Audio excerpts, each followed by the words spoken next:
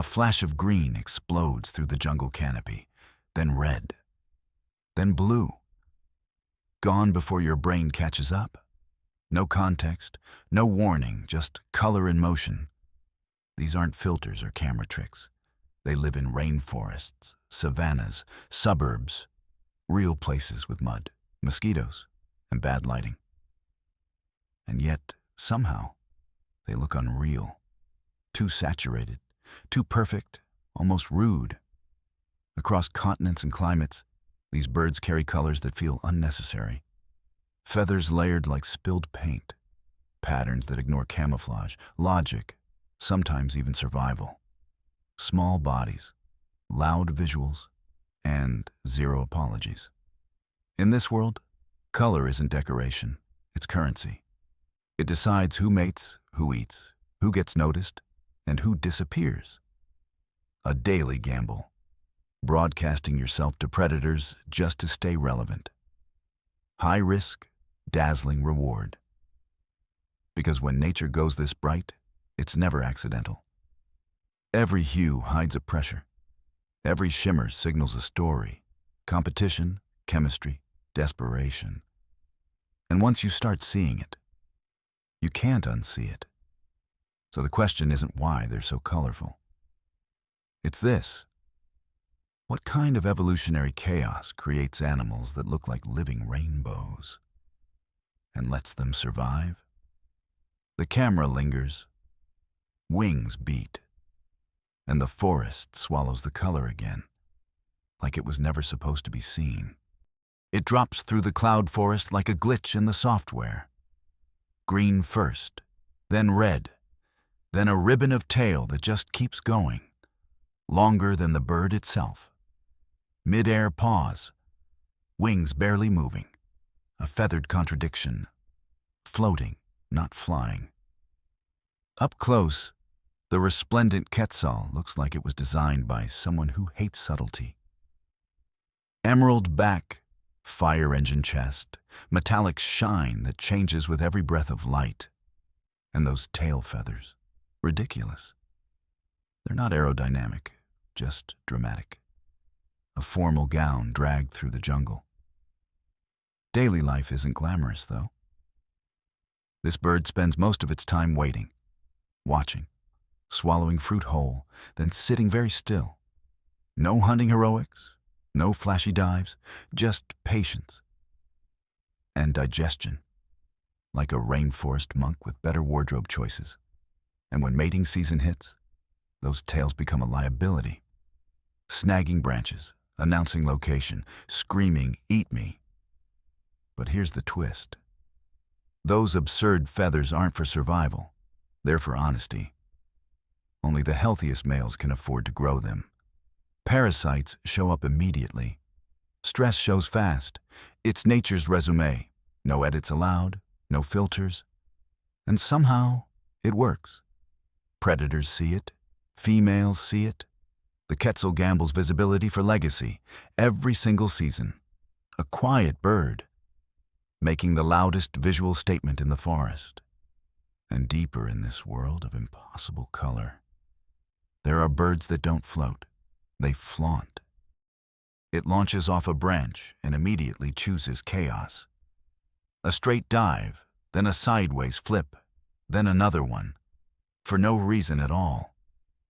Wings flashing turquoise, violet, electric blue. Gravity confused, audience stunned. The lilac-breasted roller looks like a bird that lost a bet with subtlety. Purple chest, green head, blue wings edged like neon tubing.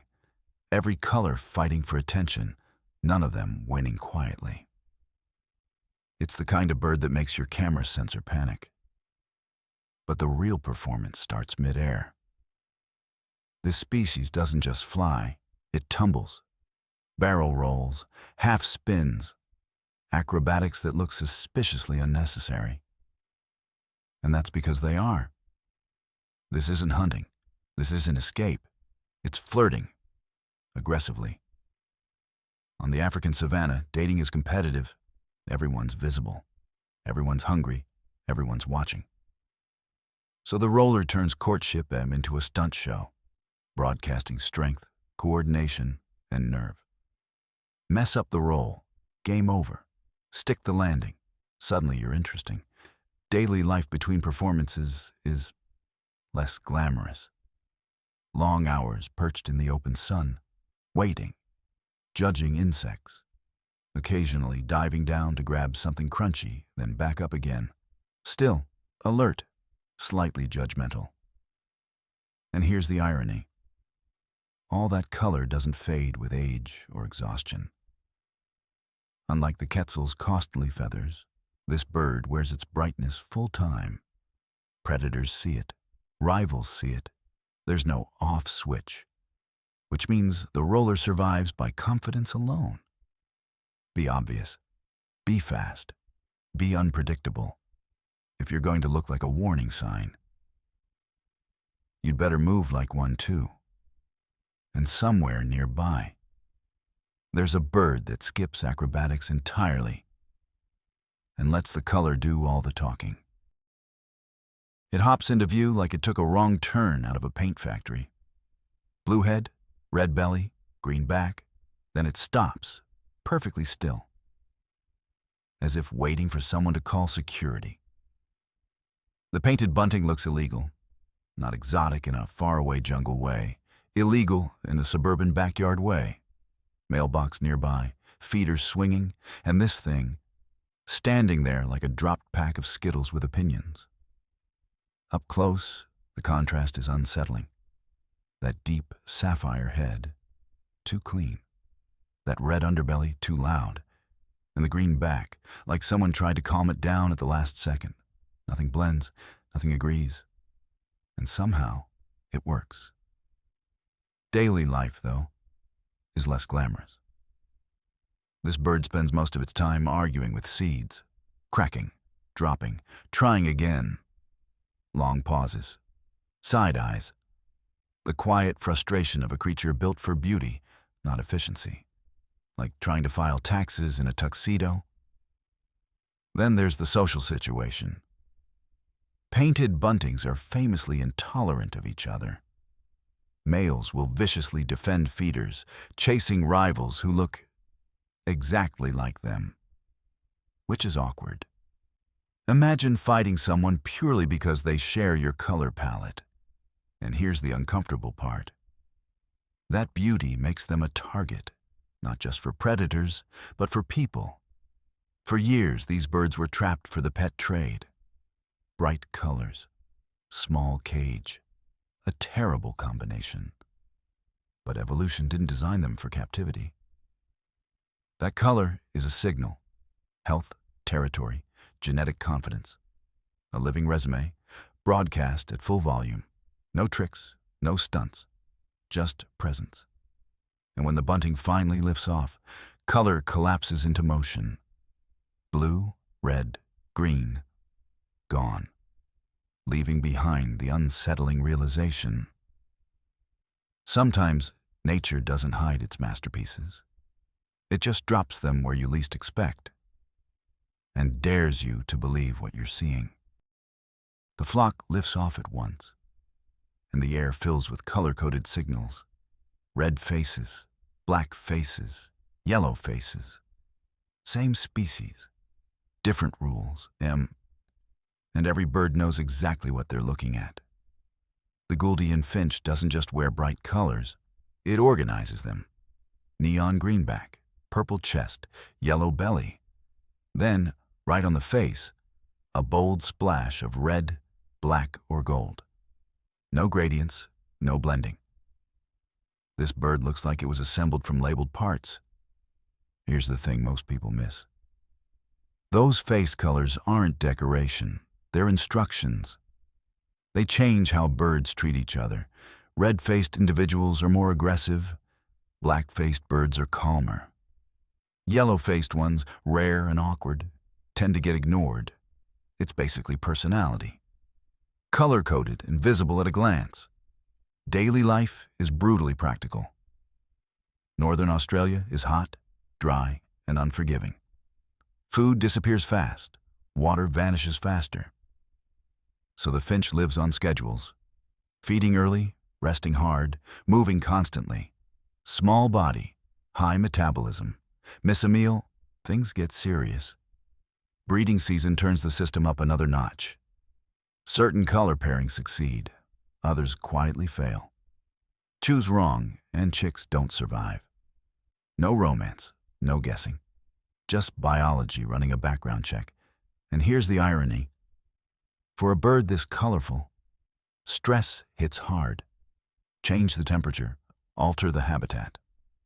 Populations collapse fast. Beauty, it turns out, is expensive to maintain.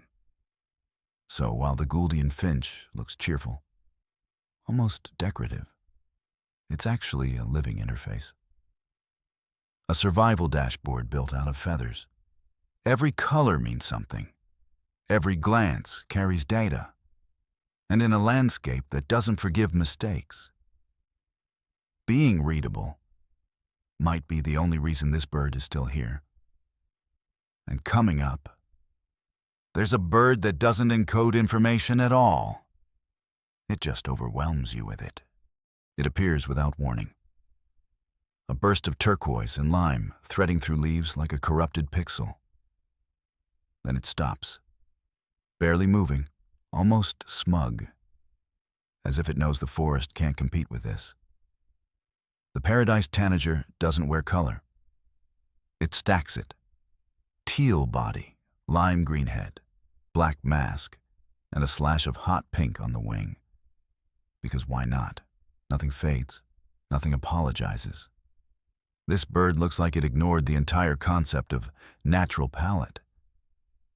But here's the part that messes with your expectations. All that color isn't for romance. It's not a mating flex. It's camouflage, somehow. High in the Amazon canopy, light fractures into patches of green, blue, shadow, glare. Against that chaos, solid brown would actually stand out. This works. Daily life is a social blur. Paradise tanagers rarely fly alone. They move in mixed species flocks, constant motion, constant noise, feeding, calling, repositioning. No spotlight moments, no solos, just teamwork, like a rave with rules. And while they look effortless, the hustle is nonstop. Insects don't wait.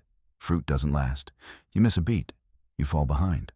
Small bird, fast metabolism, anxiety. With feathers, the payoff comes in the irony. A bird so loud-looking survives by blending into excess, not hiding, but becoming part of the visual overload. Predators scan for shapes, edges, patterns that don't belong. And the paradise tanager simply belongs too much to be singled out.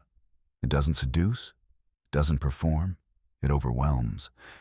And somewhere deeper in the canopy, there's a bird that takes this idea even further. Druffled with glitter, and absolutely no interest in subtlety at all. It drops into frame quietly. No acrobatics, no drama. Just a sudden, unmistakable green. So clean it feels edited. The green-headed tanager doesn't scream for attention like its neighbors. It assumes it. A glowing emerald head, turquoised body, black wings drawn in sharp lines, everything precise, balanced, like color with posture. At first glance, it looks calm, respectable even, the kind of bird that would file paperwork correctly. But don't be fooled. This is still a tanager. And tanagers live hard. Daily life is a constant circuit. Short flights, fast stops, fruit gulped whole, insects snapped midair, always moving because hesitation costs calories. And calories are everything. Miss too many meals. The brightness fades. Literally. Here's the biological catch. That glowing green head isn't pigment, it's structure. Microscopic feather layers bend light, reflecting only certain wavelengths, which means the color doesn't bleach, doesn't dull easily. But it also can't lie. If the bird is stressed, malnourished, sick, the shine drops immediately. So in the canopy, That head becomes a billboard. Rivals rid it. Mates evaluate it. Predators notice it. There's no hiding behind age or experience. Only condition, right now. Unlike birds that perform or posture, this one survives by consistency. No wild stunts, no risky displays, just showing up every day, bright enough, fast enough, healthy enough. And that restraint is the trick. In a forest full of chaos, restraint stands out. A single clean color held steady becomes more memorable than fireworks. The green-headed tanager doesn't overwhelm you. It convinces you. Quietly. Repeatedly. Until your eye starts looking for that green first. And everything else feels a little unfinished. And deeper in this spectrum of excess. There's a bird that abandons restraint entirely, trading elegance for pure, shimmering shock. Something electric flashes above the canopy. Not movement. Presence. A solid block of blue, hovering like the sky forgot where it ends. Then stillness. Heavy and deliberate. Like a pause before thunder. The spangled cotinga doesn't wear many colors. It commits to one. An impossible saturated blue, so pure it feels loud. No gradients, no patterns, just pigment pushed to the limit. As if the bird decided subtlety was optional, and declined. Here's where the tension creeps in.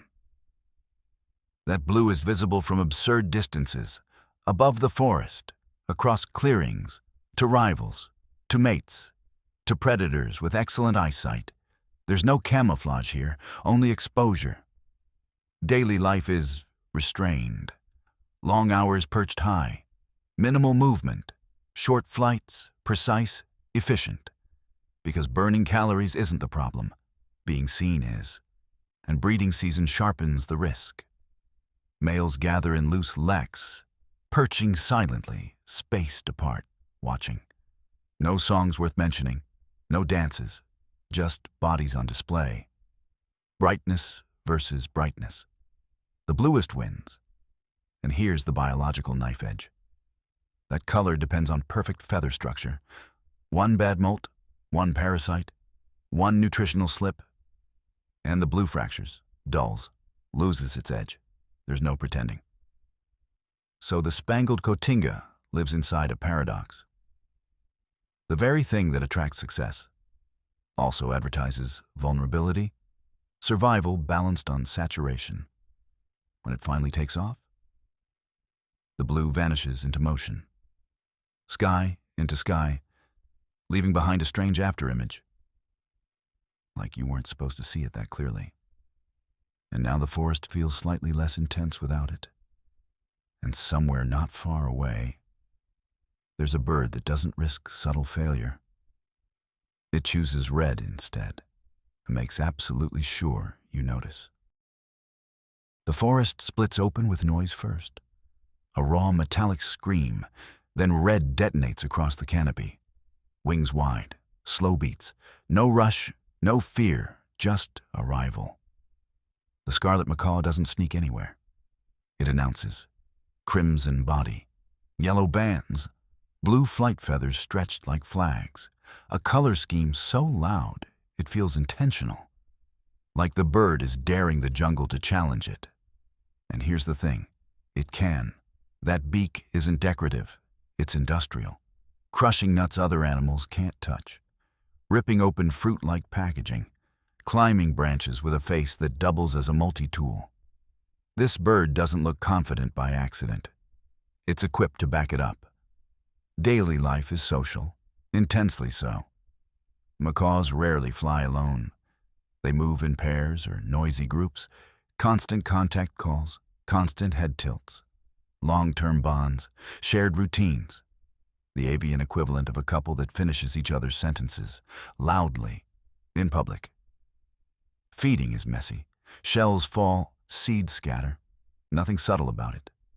And when they rest, they do it high, exposed, visible. Because hiding isn't the strategy here. Deterrence is. That color works like a warning label. Not "I'm poisonous, but I'm not worth it." Big body, strong beak, coordinated partner nearby. Predators calculate risk and usually decide against it. But here's the quiet vulnerability. That same visibility makes them targets for humans. Bright, intelligent, social. Everything that makes them successful in the wild also makes them desirable in captivity. And that's where the real danger lives. Still, when a pair lifts off together, red slicing through green, the forest feels briefly outmatched, like it built all this complexity just to frame that moment. And further along this spectrum of excess, there's a bird even larger, darker, heavier, so saturated it feels almost unreal. It feels.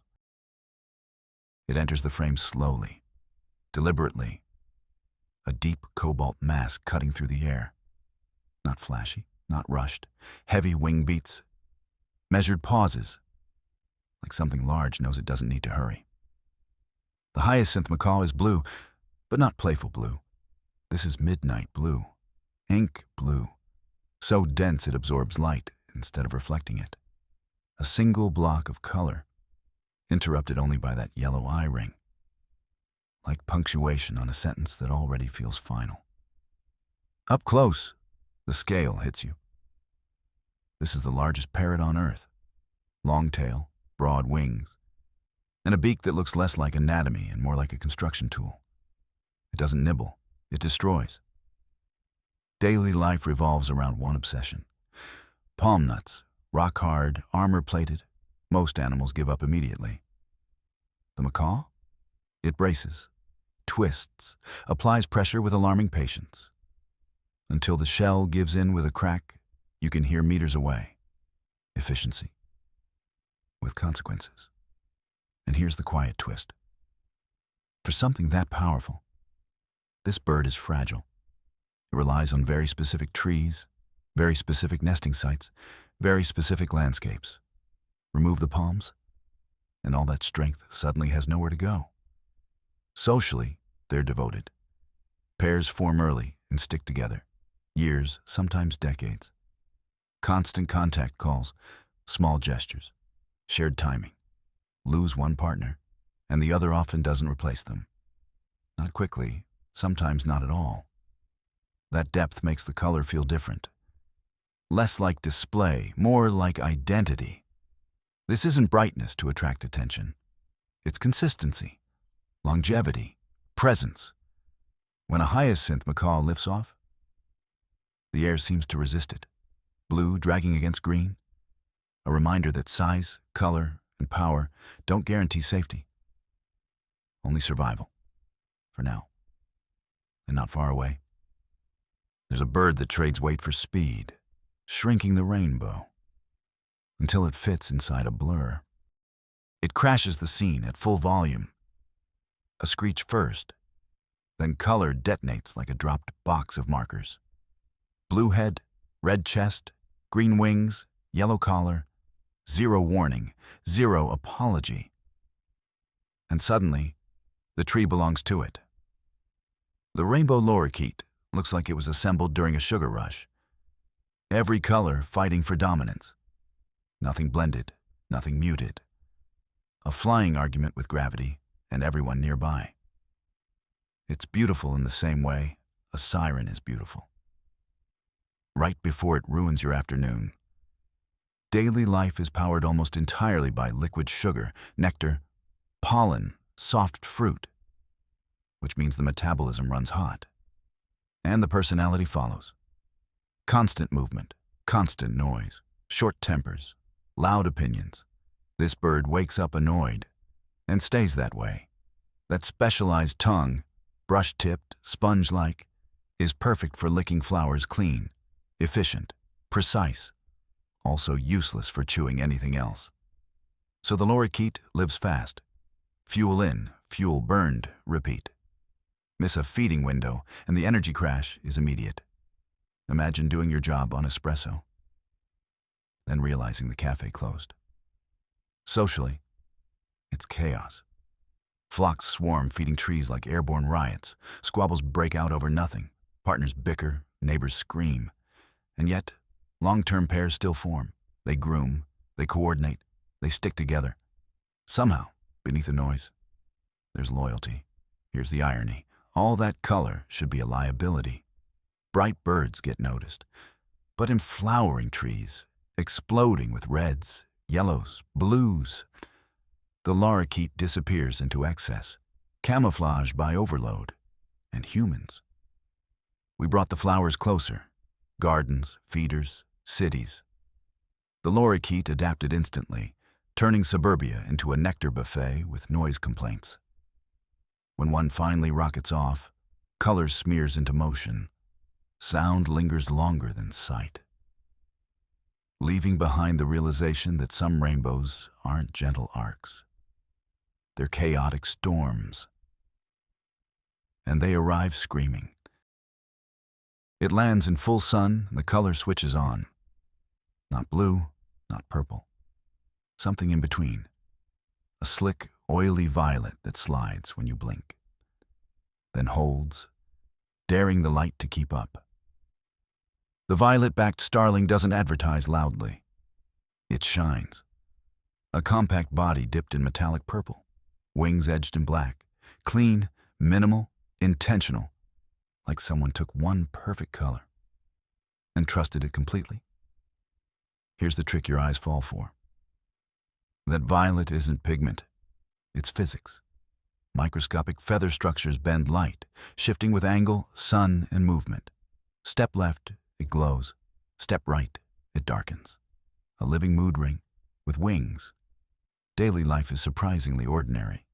Short hops, quick flights, insects snapped midair, fruit swallowed whole. Nothing flashy, no performances, just efficiency. Because this bird lives where competition is constant and meals vanish fast. Small body, tight margins, miss twice, and you feel it. Breeding season sharpens everything. Males become walking mirrors. Perching high, still, letting sunlight do the talking. No songs worth remembering, no dances to memorize. Just posture, angle, timing. If the light hits wrong, you lose.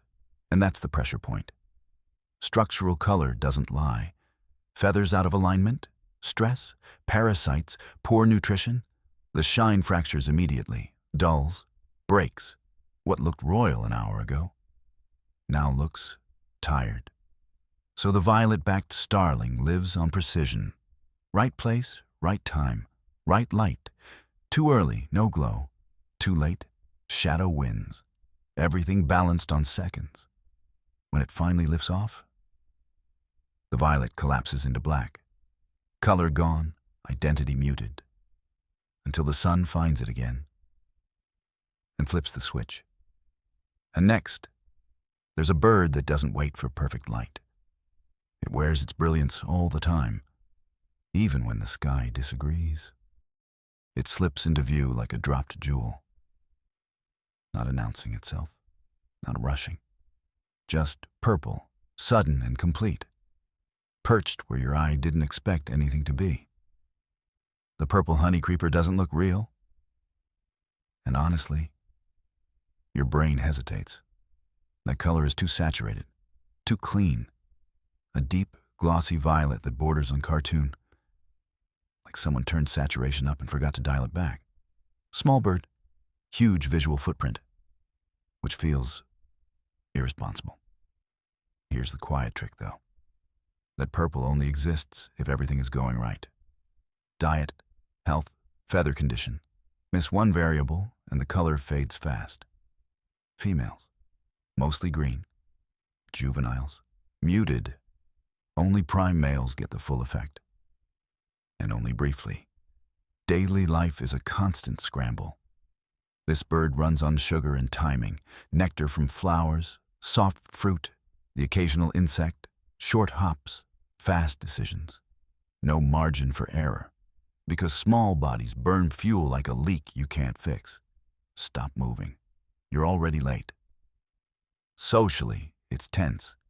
Males chase, posture, flash color like a badge. Females watch quietly, evaluating brightness the way you'd evaluate a resume. No explanations needed. Purple strong, you're interesting. Purple dull, next. And here's the uncomfortable irony. That brilliance doesn't help with survival. Predators don't care how rare your color is. They care that they can see you. So the honeycreeper lives exposed, betting everything on speed, cover, and luck. Which means the purple isn't confidence. It's pressure made visible. A warning light that says, I'm at my peak, right now. When it darts away, the purple snaps out of existence. Green leaves reclaim the frame. And you're left with a strange sense that you just witnessed something temporary. A color on a deadline, and somewhere nearby, there's a bird that doubles down, wearing red and blue together, and daring the world to pick a side. It darts across the frame like a dropped spark. Blue body, clean, sharp. Then those legs hit the branch. Red, alarmingly red. Like the bird stepped in something it shouldn't have. The red-legged honeycreeper looks almost reasonable at first glance. Smooth cobalt feathers, compact shape. Then your eye catches the feet. Bright coral red, glowing against bark and leaf. An unnecessary detail, except nothing in nature is unnecessary. Daily life runs on speed and sugar. Flowers, nectar, soft fruit, quick sips, faster exits.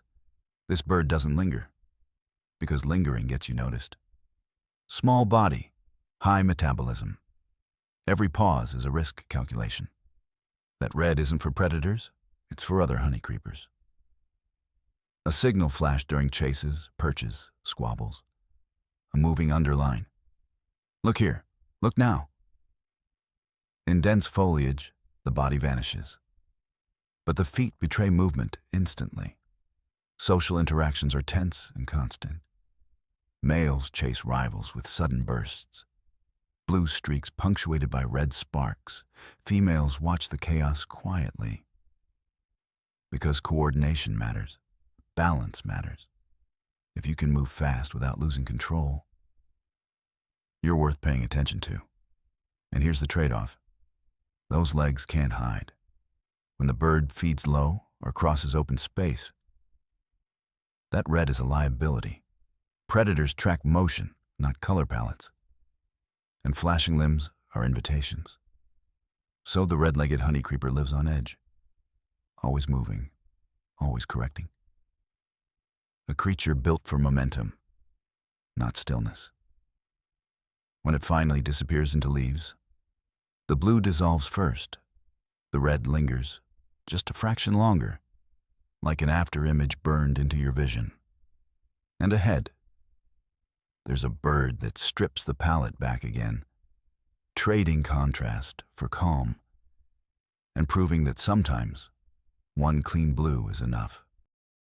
It slips through the leaves almost apologetically. A quick flash, then gone, like the forest just shrugged and pretended nothing happened. The blue dankness doesn't explode with color, it concentrates it. A cool, polished blue, clean as fresh paint, capped with black wings like punctuation. Small bird, calm palette, the kind of color that feels intentional, as if loudness was considered, then declined. At first, it seems modest, almost polite, until you realize how hard that blue is to maintain. This isn't pigment slapped on feathers. It's structure, microscopic layers bending light just right. Miss the angle, miss the sun, and the bird fades into something ordinary. Get it right, and suddenly your eye locks on. Daily life is a quiet hustle. Short hops between fruiting trees, soft fruit swallowed fast, insects snapped without ceremony, no drama, no wasted movement, calories in, calories spent. Because small birds don't get savings accounts, they get today. Socially, it's subtle but tense. Males flash that blue in quick passes. A glance, a tilt, a moment in good light. Females notice everything. Brightness steady, feathers aligned, movement smooth. That's the entire interview. And here's the quietly funny part. For all that precision, the blue dankness survives by being forgettable to predators. It doesn't challenge, it doesn't linger, it doesn't perform. In mixed flocks, it blends into motion. One blue note in a moving chord, your eye slips past it, unless it chooses otherwise, which makes the color feel almost private. Not a broadcast, a test, a quick check. Are you paying attention? When it finally pauses in full sun, just for a second, the blue sharpens, edges clean up, the bird looks complete, then it hops again, and the color softens, like it never meant to stay. And next, there's a bird that throws subtlety away entirely, trading calm blues for blazing red, and making sure no one forgets it was there. It arrives like a warning flare. Not fast, not loud, just red, sudden and absolute, pinned against a wall of green where it absolutely does not belong. The scarlet tanager isn't colorful by accident. It's confrontational. A body dipped in pure fire engine red, then wings and tail cut to black, hard edges, no compromise. Like someone drew a boundary and dared the forest to cross it. Here's the tension most people miss. This bird should be invisible. It lives high in leafy canopies, where green is survival and contrast gets you killed. And yet, every spring, the male turns himself into a target. Daily life is cautious, almost secretive. Short movements, long pauses, insects plucked quietly, fruit swallowed without ceremony. You don't hear it much. You don't see it often, until suddenly you really do. Because that red isn't permanent. It's seasonal. A timed risk. Outside breeding season, the male fades. Greenish, yellowed, forgettable. But for a few crucial weeks, he lights himself up, broadcasting health, hormone levels, genetic confidence, all in one brutal signal. And predators notice. They always do. Hawks read contrast instantly. Snakes track movement, not beauty. So the tanager survives by restraint, moving only when necessary, freezing when watched, letting the leaves do the talking. The payoff comes quietly. Females evaluate from a distance. Brightness steady, edges clean, red deep, not patchy. That means strong mold, strong immune system, no shortcuts. And then, just like that, the season ends. The red drains away. The forest closes ranks again. When the scarlet tanager slips back into green, you're left with the uneasy realization that some of nature's brightest colors aren't meant to last. They're meant to be survived. And when they vanish, you don't celebrate the color. You respect the risk it took to exist at all. By now, the pattern should feel familiar. Color as confession, brightness as risk. Not decoration, but exposure. Every one of these birds made the same gamble. Be seen or be forgotten. Broadcast health, broadcast confidence, and accept whatever notices you back. Predator, partner, or both. Some faded with the season. Some shimmered only in perfect light. Others burned hot every single day, living loudly in worlds that punish mistakes. And here's the part that lingers. None of this color was made for us. No cameras, no admiration. Just survival, written in wavelengths our eyes are lucky enough to catch. Which raises the quieter question. How many living rainbows never crossed a lens at all? Birds that flashed once, missed the timing, and vanished before anyone noticed. The forest doesn't archive its masterpieces. It replaces them. So the next time color erupts where it shouldn't, mid-canopy, mid-flight, mid-glance. Remember that brilliance isn't nature showing off. It's nature holding its breath, seeing who dares to shine and who survives being seen.